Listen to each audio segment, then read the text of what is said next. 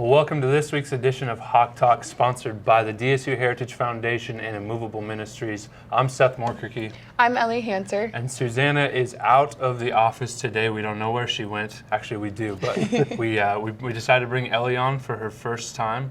She's not nervous at all, so don't worry about that. We got a special guest. He's kind of a frequent flyer, as we call it, on the show. So go ahead and introduce yourself, where you're from, and what you do at DSU. Thad O'Donnell. I'm the chair of our hyper department and also the head men's and women's golf coach. And golf, you know, it's kind of an interesting thing in the winter, or in the fall, I should say. That'd be weird, golf in the winter. But in the fall, it's a little bit different in the spring. So talk about how the season's been going so far. The season's been going pretty good this year. We've had 2 meets that, you know, we've done pretty well. We have a bunch of new kids on in the program, so it's exciting this part of the year. And fall golf in North Dakota is the best that there is. I mean, the temperatures are right, and it's an ideal playing situation. As we get closer and closer to October, it gets a little more dicey, but the fall has been really good. Good. You've had some nice weather, so that's kind of helped you out there. At Jamestown this past weekend, the girls finished second and the men finished 5th. What do you take away from that? Basically, in golf's different than, say, like football or basketball, where you have an opponent that you actually try to beat. In golf, you're trying to score against the course. And then at the end of the day, you look who scored best against the course. And for us, our teams, so we try to better ourselves every week. And some of the teams that we've competed against are at a higher level than we are. I would say they just have some better Joes than we have at this point.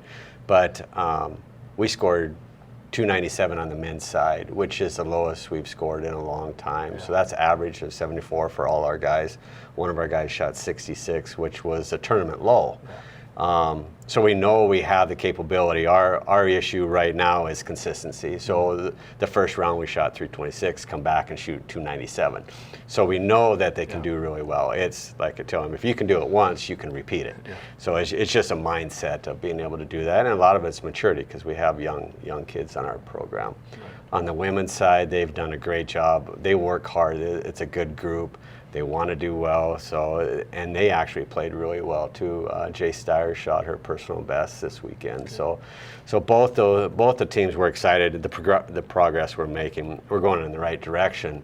You know, going from the outhouse to the clubhouse takes a little bit of time. So we're building that way, and you know, they definitely have the potential. Yeah, and you know, fall, I mean, similar to the spring, the fall, it's such a condensed schedule because of obviously the weather. And so, you know, you've been traveling almost every single weekend this fall since the beginning of school.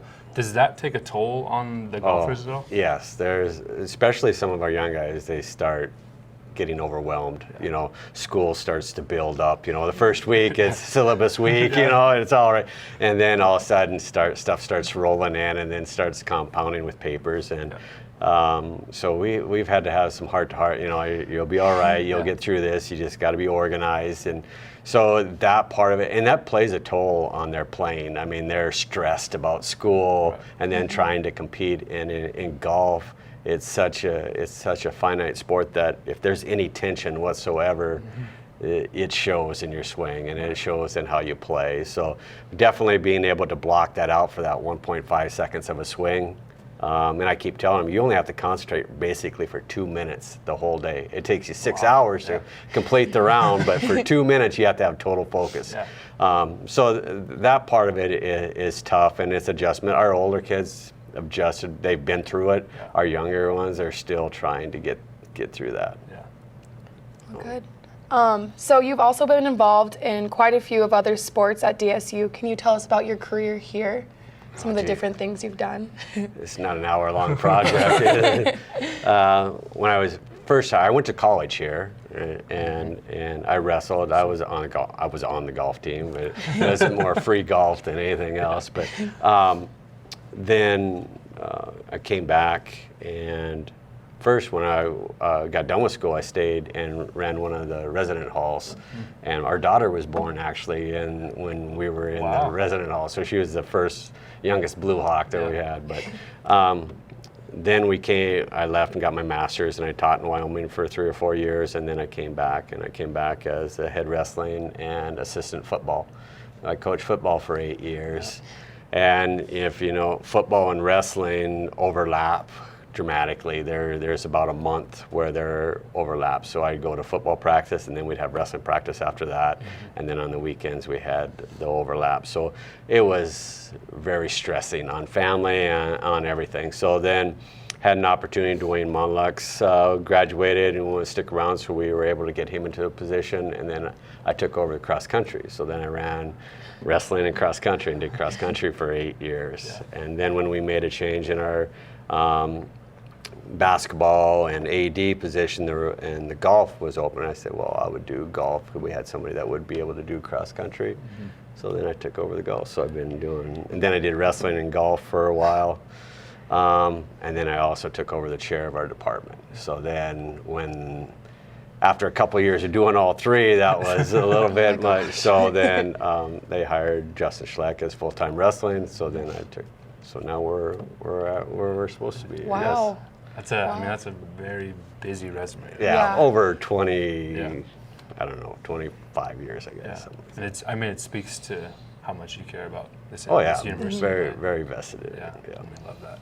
Ethan Wolf, he's a freshman from Gillette, my hometown, as you Whoop, know. whoop. Yeah, whoop. Susanna's not here. Yeah. She always makes fun of me for mentioning Wyoming, but he's kind of leading the men's side. He's a freshman, so how does that success kind of spur the team on, and how exciting is that? Yeah, he definitely is a very talented young man and very driven. I mean, he can play real, and he's been very consistent. Usually, young men, when they get in, they make that next step to that next level. You have a little bit of inconsistency there, which he has a little bit. I mean, he shot 79, 66, so it looks like a big spread, but you're still in the 70s with your score. That's pretty dang good. Yeah. First, when we were in Great Falls, he shot 73, 72, 73, something like that. So he's been really consistent.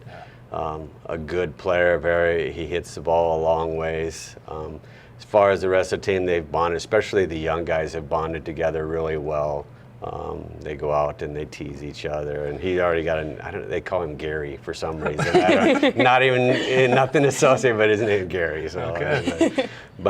So yeah, that teasing back and forth has really helped them bond together, and so it's been fun. Yeah, it's exciting to see. Yeah. I've got kind of a funny, interesting question to ask you.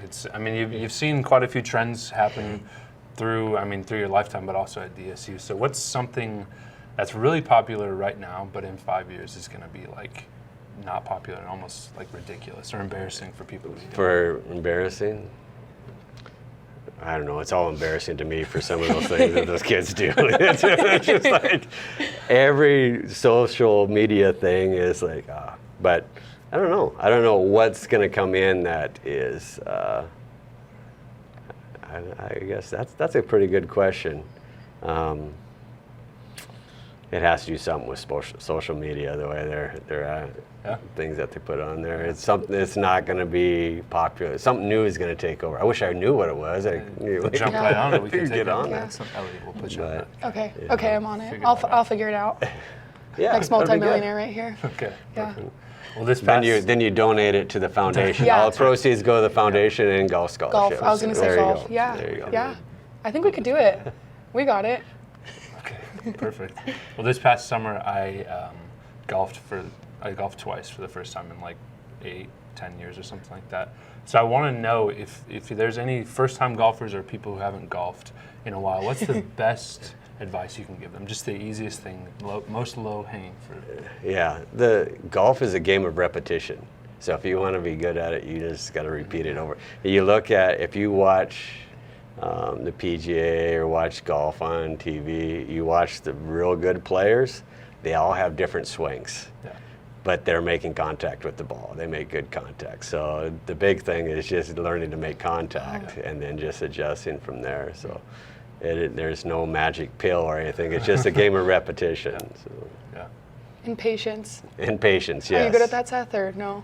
Yeah. Depends on the day, I guess. Really? It's deceivingly easy, very complicated game. Yeah. So Phil Mickelson said in an interview, to be good at golf, you either got to be really, really, really smart or really, really, really dumb. The people that are in between struggle with golf. So most of us are in between there. In between, Yeah. I'm not a golfer. That might shock you, but I just Yeah. can't quite get there. Can't quite get Someday, there. Ellie, I someday. can't make contact. I think that's the worst part. Yeah. It's a We swing do and a have miss. we do have a golf class. So Maybe I should take yeah. it. You're tempting me. There's a spot. So back on track here. The women have brought the success. I mean, from last season into this season. What do you think their experience, like coming into this year, is bringing to the team? I think that a lot of stability. I think every time they've played, they know. The thing about golf is if you get on the right, some of them, if they get on the right track, go out the first hole and they're hitting it well, they have a good day. It's when those little things that happen where they have something go wrong, they hit one into the water or they shank one, or they lose that focus for that little bit of time and end up having a bad hole. A lot of times you can look at a scorecard and all of a sudden they have a double and then they'll have a triple after that and then they'll have a bogey and then they get back on track. So the faster they can recover from a bad shot, the better they're going to do. And our women have learned that you're going to have some bad shots and you're going to have some bad holes. You just got to stay with it and stay focused. And we have everybody back, but Riley and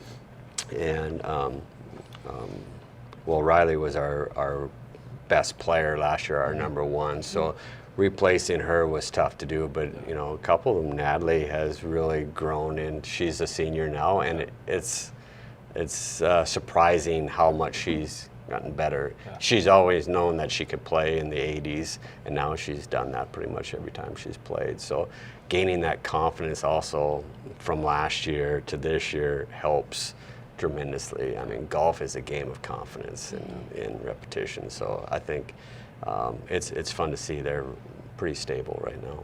Yeah. Good. Well, one question before Ellie closes this out.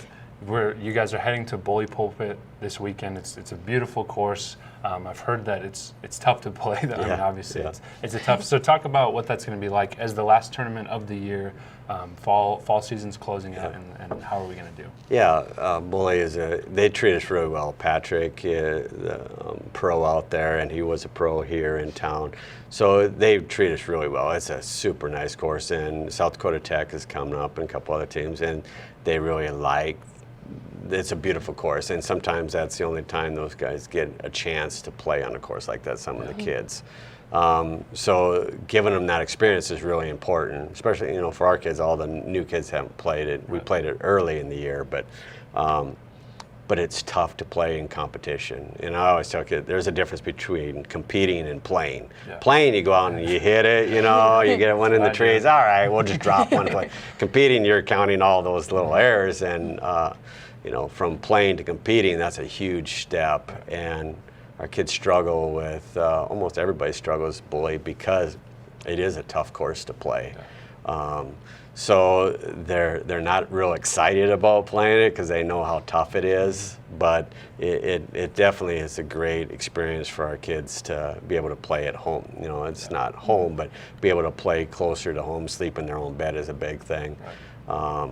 But then we have one more after that. We're going to Fargo and play with Valley and Minnesota State, and there's one other, Fergus Falls, I think, is going to join there. So we'll have one more after that. Yeah.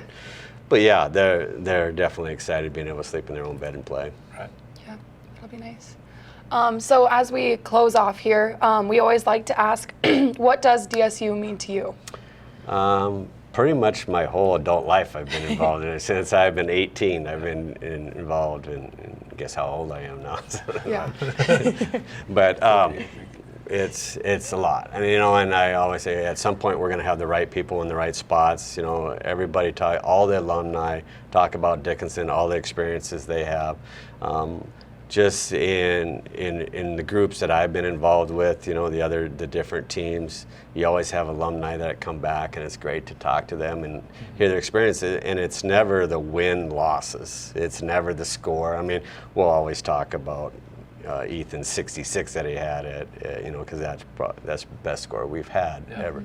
So those would be talked about, but most of the time it's the travel, the playing Password in the van, those set of things, and those are the things that I enjoy, is listening to all those stories that and it's building those relationships that the guys I wrestled with in college, we're having our 25th. We've gotten together every year for 25 years in the summertime to play golf for a week. Wow. So that's kind of what DSU means to me. Yeah, so I love that.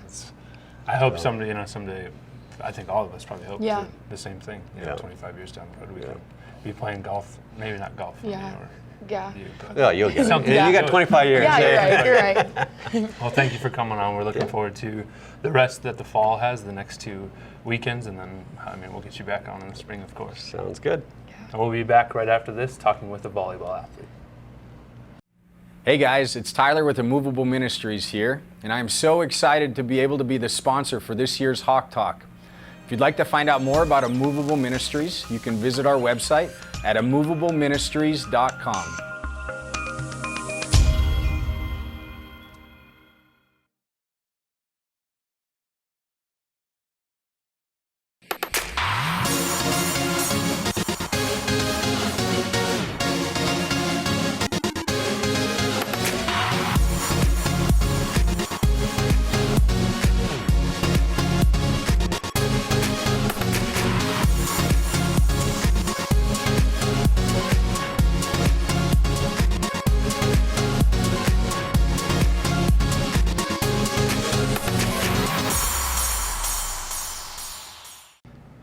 Well, welcome back to Hawk Talk. We have a guest who's been on a couple of times, her senior year now, so we're very excited to have her back. Go ahead and introduce yourself, where you're from, and what you do here at DSU.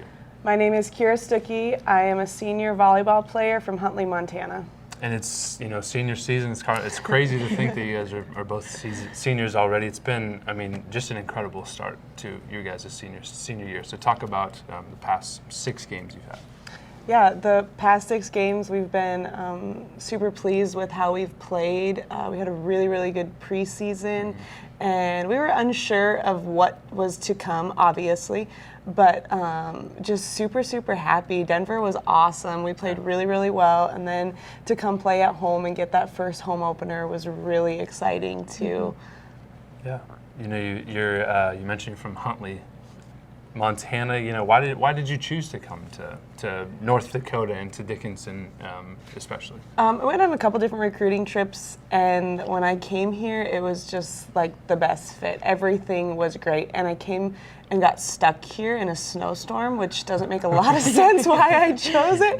But I guess, it was just a great experience. Got a good scholarship. I have a lot of family from here. My grandma was born and raised here with her 14 brothers and sisters, so there's a lot still left over.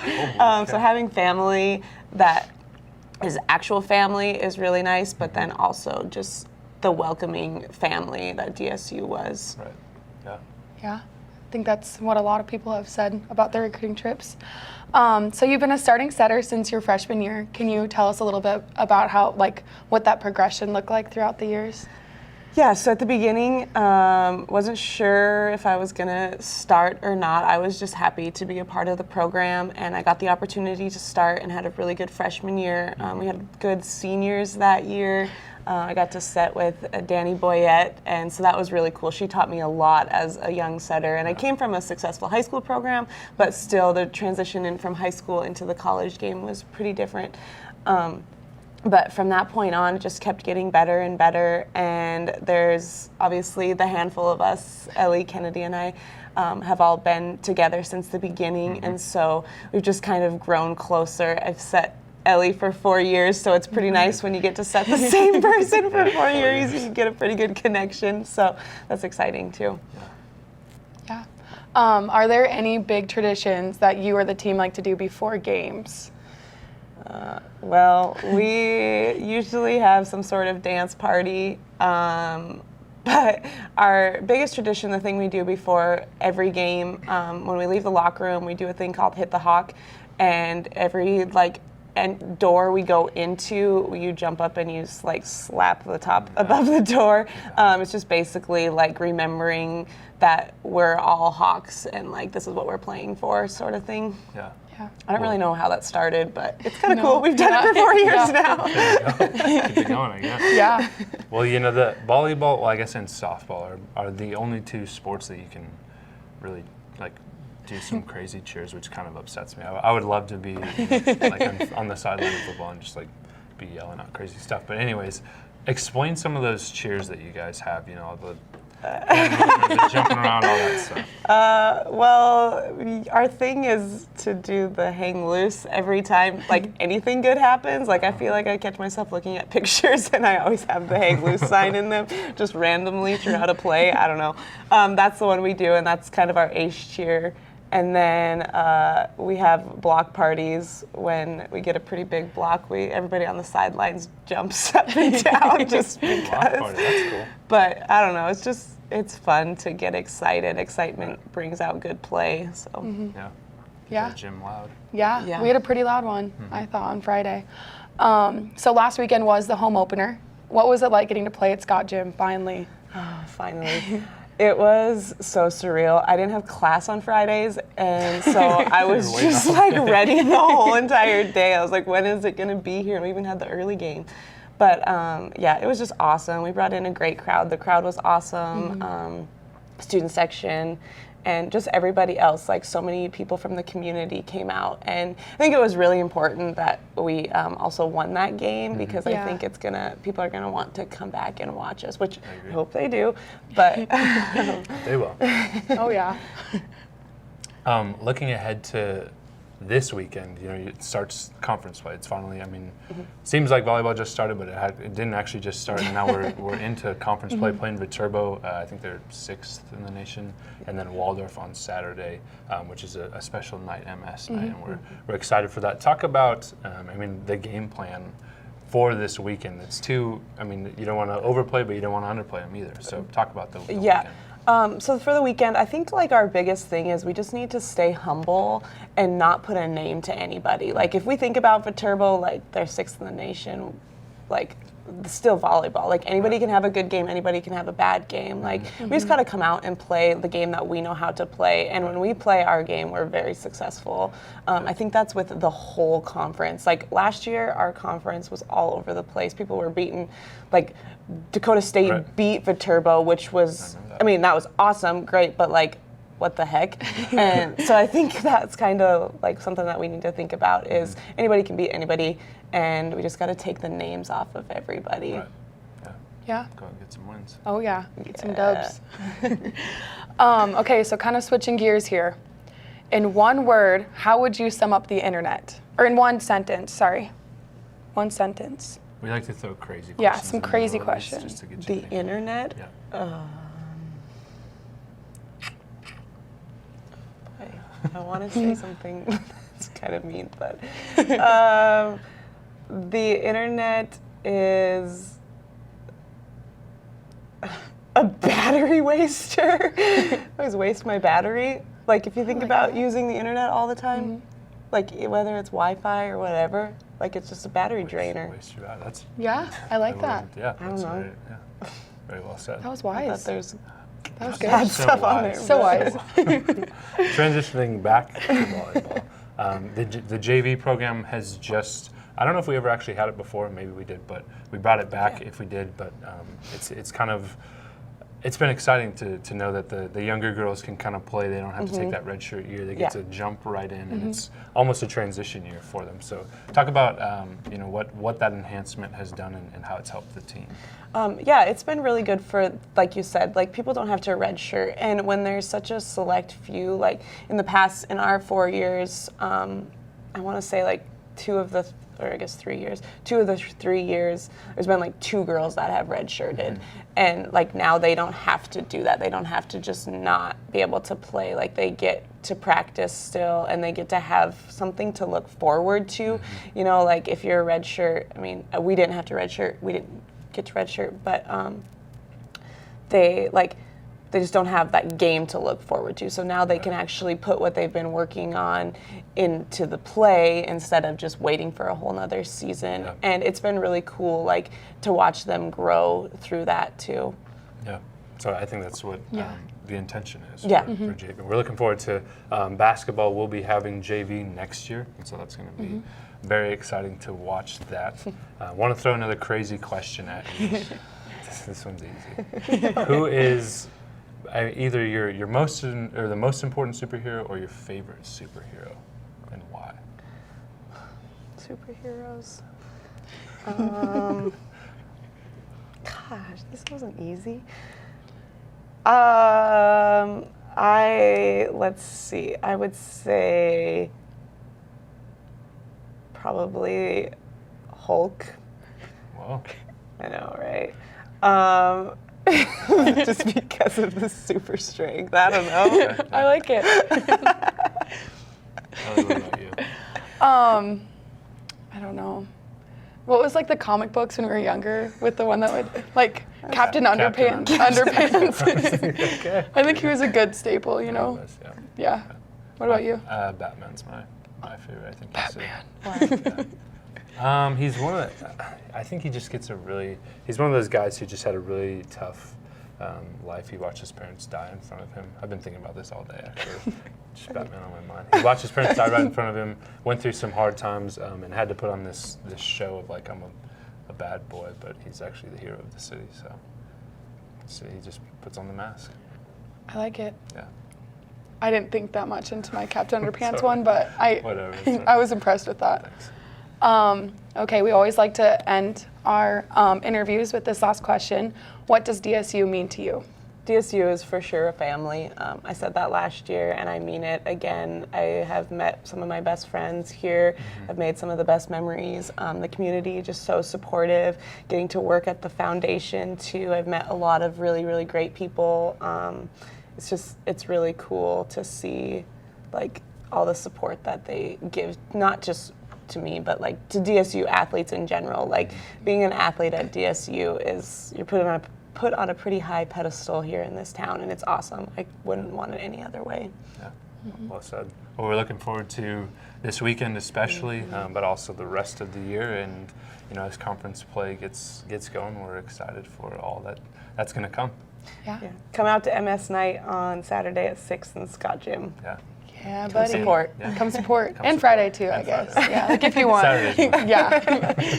Well, we'll be back right after this. We're going to be recapping everything that's happened this past weekend, and then looking forward to a very busy next couple of weeks. Here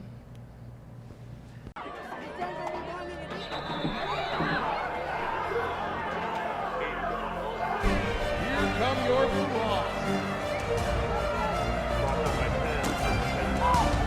Steps into the throw, in the wind, down to the goal line, and caught! Touchdown, Blue Hawks!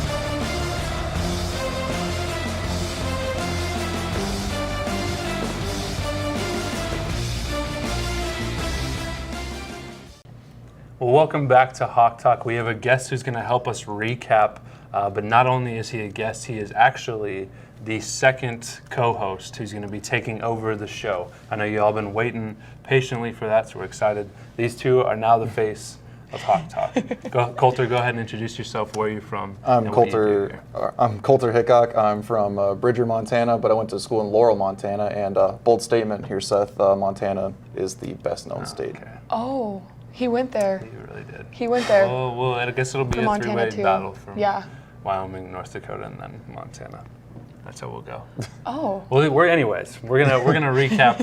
We're gonna just have a little talk back and forth about everything that's happened in DSU athletics this past weekend, and then everything moving forward. Like we talked about with Kira, volleyball was here this past weekend. Played MSU Northern, and then Briarcrest on Saturday. That Right. was Stanton Strong night. That was a really great night to honor him. But on Friday night, you beat MSU Northern 3-1. You actually led in kills with 19. I don't know if you knew that or not. Yep, didn't know that, but- Didn't know that, but there you go. You led in kills. Congratulations. Sarah Dobitz again led in digs with 26. She seems to be just a consistent person in the backcourt there, Yeah. and I mean, it's just exciting to watch. And then on Saturday, beat Briarcrest in 3. Kennedy Hildebrand led in kills, and then Jenna and Carly led in digs. And so it was an all-around weekend. It was fun to see the Blue Hawks back in action, and Scott Jim. And I know you guys were excited to be back there. And this next weekend, actually have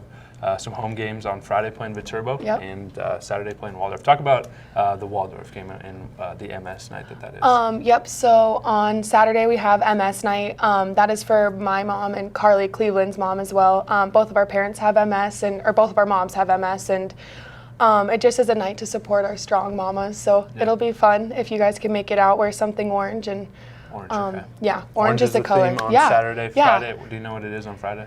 Friday, no, but there will be something on Twitter or something, I'm sure. Pay Well, attention to Twitter. yeah, pay Either attention to white Twitter. or navy, Yeah. Blue Hawk colors. Yeah, Exactly, yeah. And then next week, actually, Tuesday, I believe you guys are playing Jamestown. Yeah. Yeah. Tuesday we're playing Jamestown at home.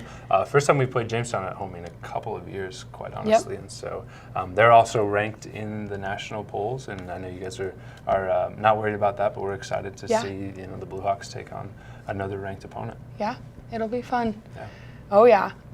Cross country this weekend. They're at the Frontier meet, like we talked with Lisa Townsend a little bit about last week. Yep. They did very well.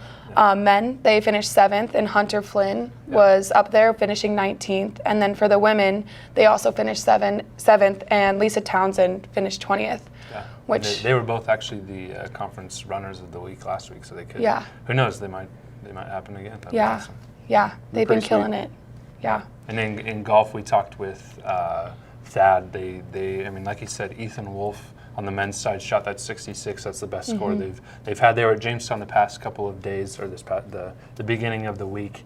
And I mean, like he said, there was the one day where they didn't play very well, but then there was it's the second day where they did play, and it's all about balancing that. On the women's side, Jace Steer, like he said, shot her best score. And I think the thing with golf, like he said, it's just a mental sport, and so it's exciting to see the Blue Hawks, even if we're not winning the tournament, we're still up there. I think the women took 2nd at this tournament, and so it's exciting to see all of the Blue Hawks kind of coming out and showing their best colors. And they're playing at Bully Pulpit on Monday and Tuesday, or Sunday and Monday of this next weekend, and then, like he said, they're going to Fargo. I didn't know that that's actually not on the schedule, but we're looking forward to 2 more weekends of Blue Hawk golf. Yeah. Then the Blue Hawks, they're coming off a bye week right now. They're going to have University of Wisconsin lacrosse coming on Saturday.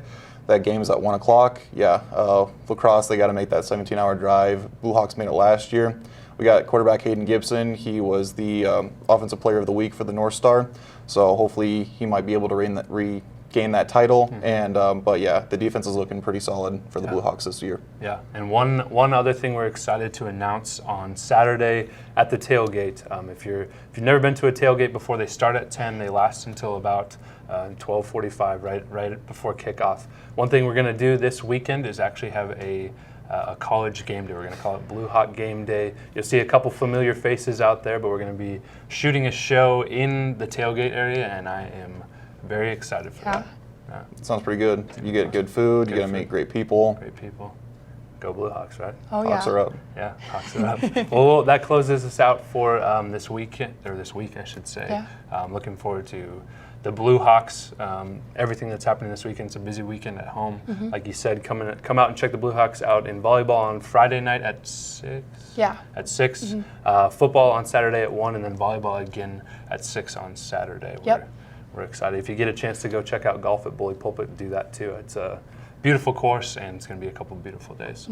We want to thank Immovable Ministries, as always, for partnering with us in Hawk Talk. They've become our partner for the year, and they are a great resource for anyone looking for really anything in life. If you have any answers you need filled, but also, it's just a great partner. We're excited for that. Yeah. Absolutely. Well, that does it for us. As always, Hawks are up.